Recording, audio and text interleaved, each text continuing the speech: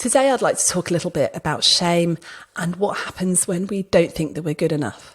Because I've been doing a lot of podcasts recently, particularly in 2023, around shame, around fear, around guilt. And this all stems from my belief that we get burnt out not because of external circumstances, but because of our internal mindset. Because when we try and say no, when we try and set boundaries to allow ourselves to keep ourselves well, fit, happy, connected, the thing that stops us is this feeling of over-responsibility and the feeling that I must be all things to everybody. And at the root of that is the feeling that I'm only worthwhile if I do well, if I'm achieving, which then means that if we don't achieve or if we do something wrong, we feel this crippling shame.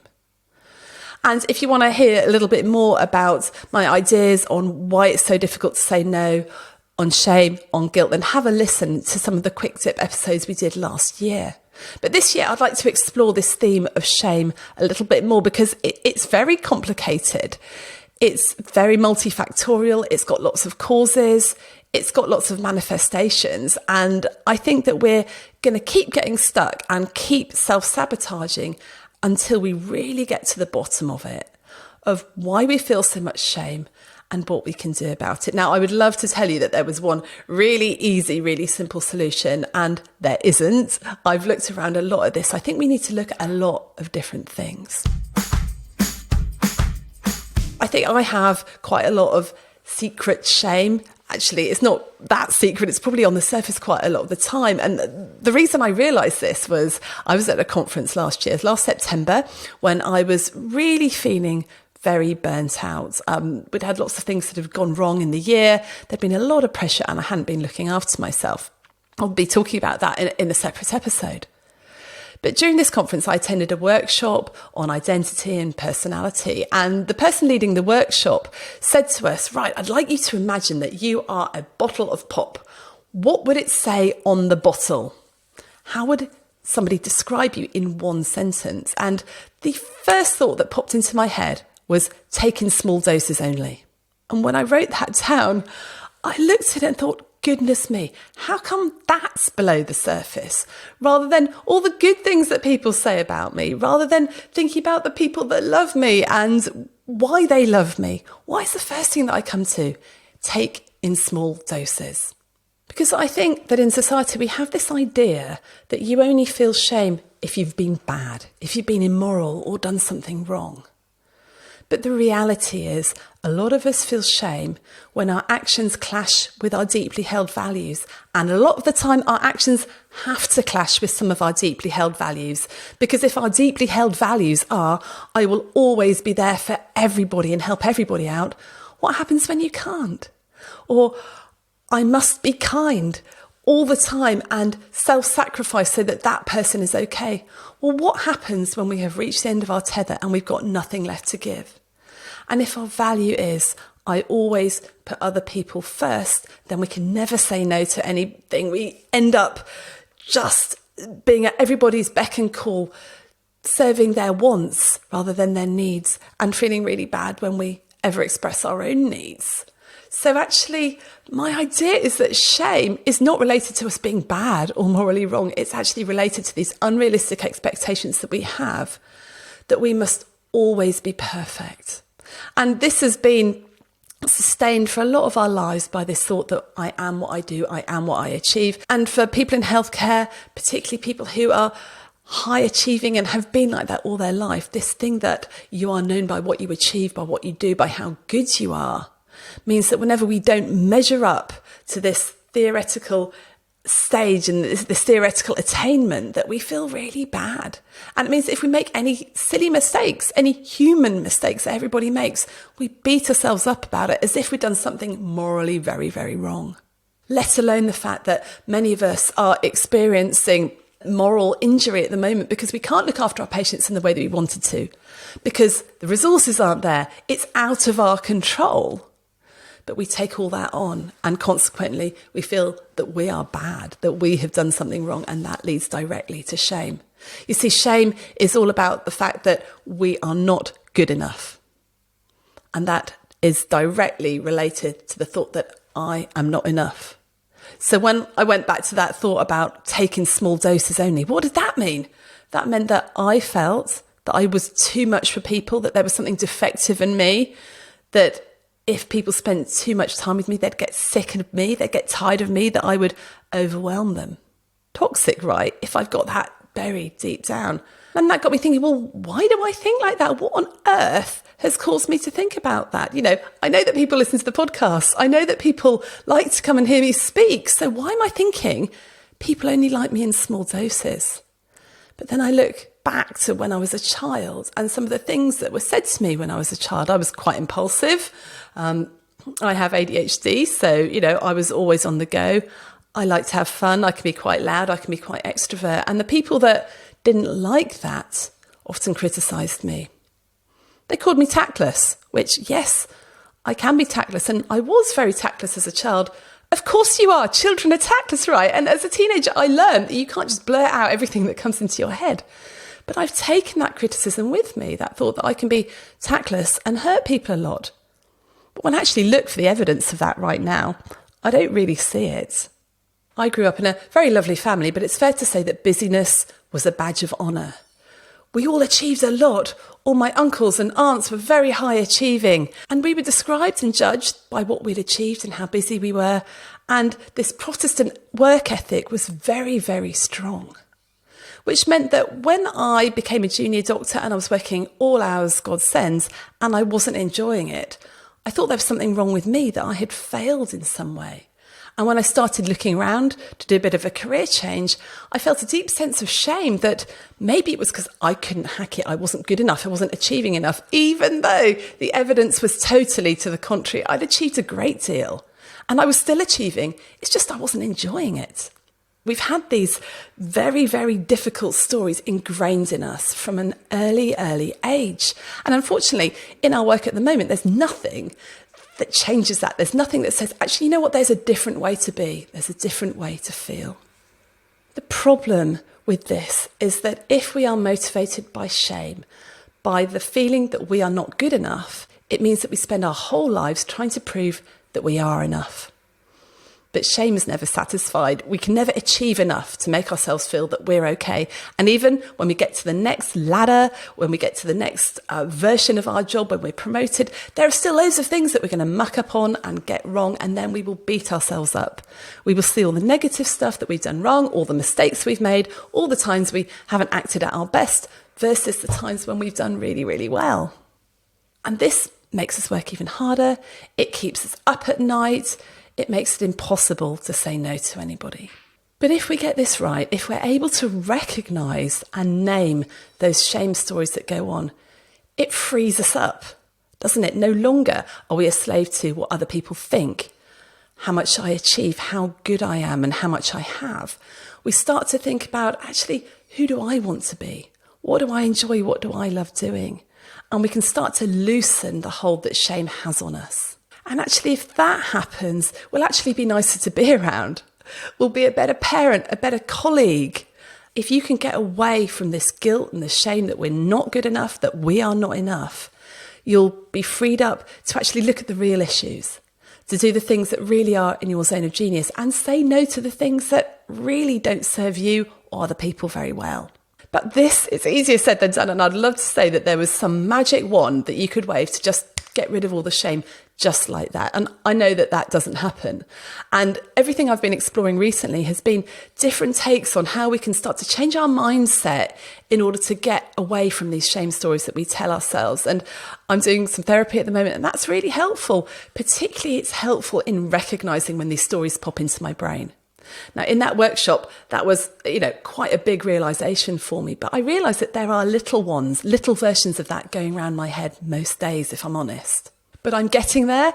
And by taking very small steps, I am finding that actually life seems to be getting easier and I'm beating myself up much less. And consequently, I'm giving other people a break as well. Because this is in service to other people. It means that you'll be able to love them better. You're just be nicer to be with. And who doesn't want that? That's got to be better for humanity, right? And one of the reasons I know that I am getting a bit better at this is something that happened a few weeks ago. So I've been in Norfolk doing some brainstorming around a new course that we're producing, and I had to go and pick up my daughter. She'd been in a school play, and on the way home I was going to go and pick her up and bring her home. I had vastly underestimated the amount of time it would take me to drive to my daughter's school, and the performance actually finished earlier, so I had even less time than I thought I had. And I'd been on a webinar, I'd stayed later on the webinar to chat to some of the attendees, and I left late. I can be a little bit time blind, and I definitely don't leave myself enough time. Okay, most of us do that, don't we? But as I was driving along, I got a call from my daughter, and she said, "Mum, where are you?" I was still half an hour away, and she was standing in a pitch black car park at school.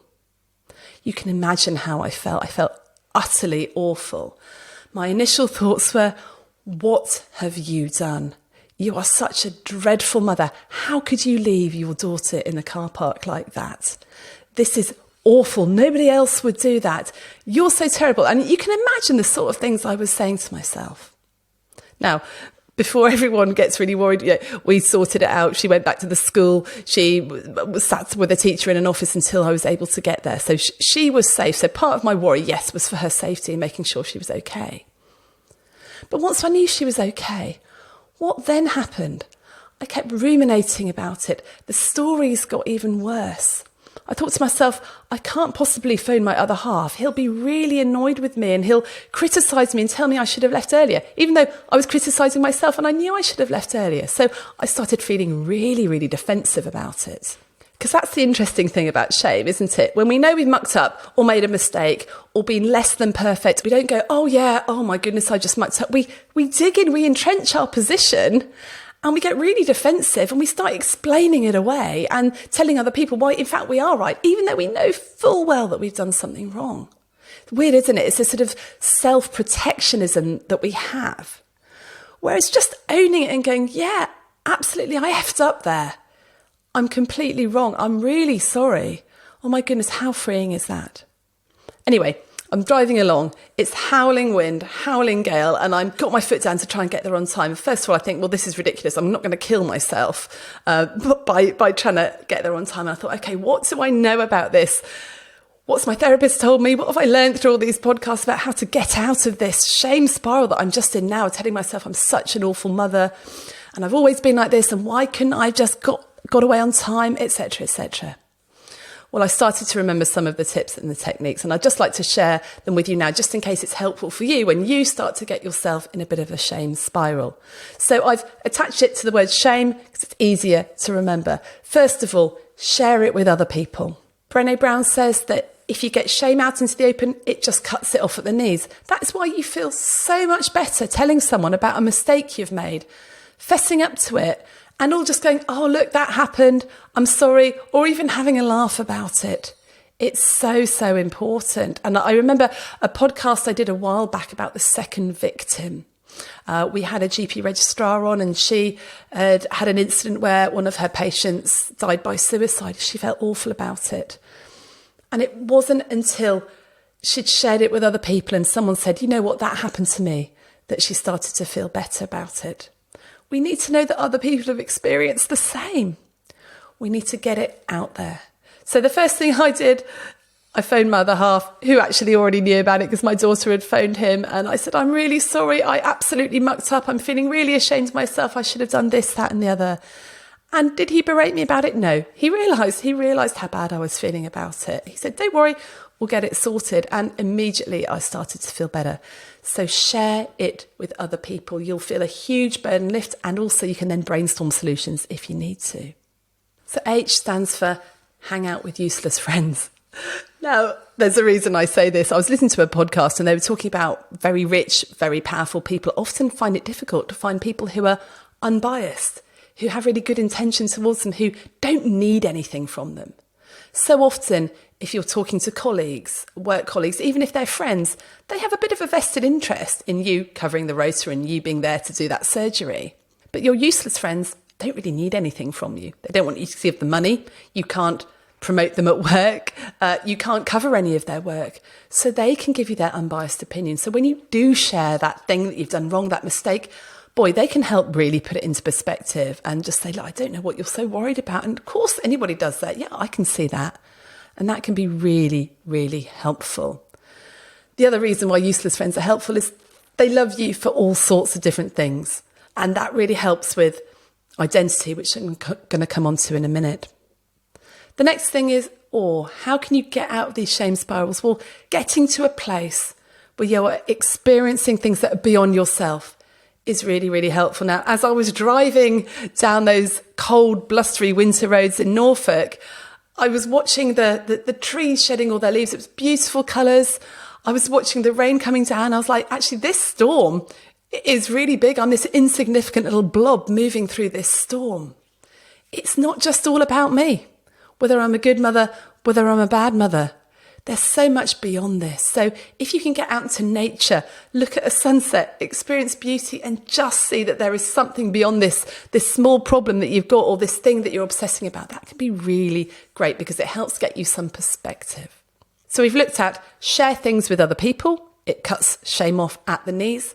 We've talked about hanging out with useless friends. It can really help you put things in perspective and they have no ulterior motive about that. We talked about looking at something beyond yourself, getting the bigger picture, which really helps put stuff into perspective. Next thing is multiple identities. Now, I've really been thinking about identity because at the root of shame is our identity. Because if we are only judging ourselves by what I achieve, by what I do, it means if I can't do that anymore, what on earth identity do I have? And this lack of other identity, apart from total doctor identity or total lawyer identity, this is what keeps us stuck in toxic jobs, in toxic roles with all this weight of expectation on us. So how do we have an identity apart from what we do? Can we ever have an identity apart from what we do? I think we can. But I've been really struggling with this, thinking, well, what does that mean to have another identity apart from what I do? And I heard somebody talking about having multiple identities. And that really helped me because we don't ever want to throw all our eggs in just one basket.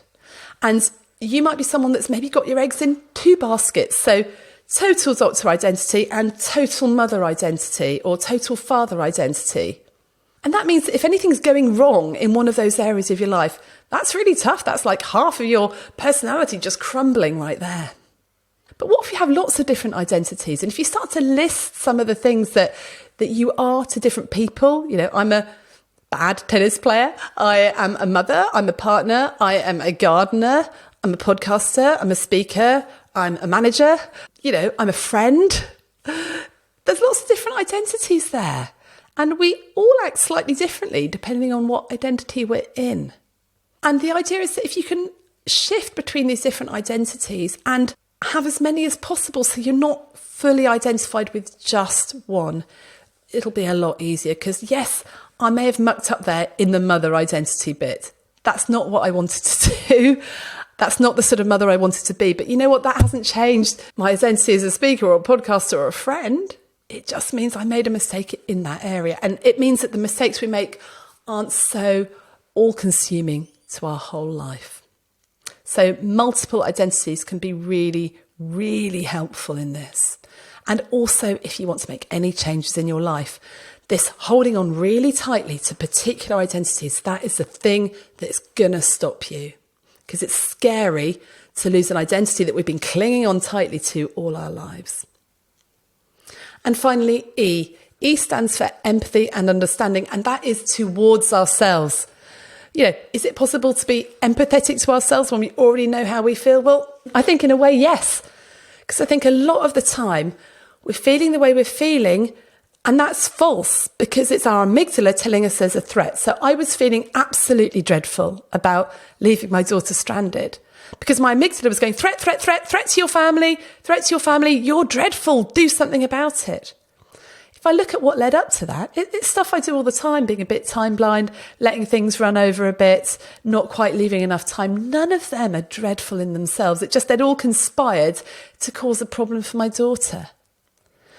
Now, actually, if I'm going to be compassionate to myself, I need to start talking to myself like I would talk to a friend. So this is where self-empathy and self-compassion comes in. I was able to just recognise that very, very critical inner voice that was berating me. And it went on forever, but I stopped it. I said, okay, what would I be saying to a friend right now? And I'd be saying to a friend, oh yeah, you didn't leave enough time. We all do that sometimes. Next time, leave longer. Of course you're feeling awful. Nobody wants their daughter to be stranded at school. Don't worry about it. You can do better next time. It's not the end of the world. It doesn't mean that you're a dreadful person. And then I was able to put in some of the things I've talked about before, particularly the RAIN therapy that Tara Brach talks about a lot. So recognising the emotion I was feeling, recognise I was feeling awful, I was feeling really sad, I was feeling angry at myself, and I was feeling really upset. And once I recognised I was feeling upset, I just let myself feel it. I had a little cry. I thought, I'm feeling really upset because of this. Let that emotion move through, and I acknowledged it. I investigated where it came from, and then I went to the final step of RAIN, which is nurture. N for nurture. What do I need now? Okay, I need just to get to school safely, to apologise to my daughter, to have a chat about how it wouldn't happen again, and just be kind to myself. So I ended up just putting on some music and, just listening to some nice stuff, because that's what I needed then, and I needed to drive safely. So empathy, understanding, and self-compassion. And I always find that the best thing to start off with when I'm saying that is just using the phrase, of course. Of course you're feeling like that. Yeah, anybody would if that had happened to them. Of course you are. Of course you were late. You hadn't really planned and left enough time, but you were trying to serve those people on the webinar better. Of course you're feeling like this. That is understanding, that is empathy, and that is self-compassion. So next time you find yourself in a shame spiral, going round and round and round about something you've done that may have caused problems to others, probably hasn't, in fact, it's probably something very little, then use that shame acronym. Think about how you can share it with others, how you're going to hang out with some useless friends who can give you a much better perspective. Think about how you can get beyond yourself with a sense of awe and put this thing into perspective. Think about what multiple identities you have that you're doing really well at, that actually things are going well for. That doesn't mean that you're a dreadfully bad person. It just means you've made a mistake in one little area. And please, please, please practice empathy and compassion with yourself, using the phrase, of course you're feeling like this. Look at what's just happened. And look at what you've had to do over the last few days. And look at everything you're juggling and putting up with. You're actually doing a brilliant job. So why don't you download our pod sheet, which is going to tell you all about the shame method of sort of getting yourself out of the spiral, and just fill in some things that you're going to do next time you get into that shame spiral. And please remember that you are trying your best. Nobody wakes up in the morning thinking, I'm going to be a psychopath today. Well, not many people. You are good enough. You are trying your best, and you are valuable as a human being.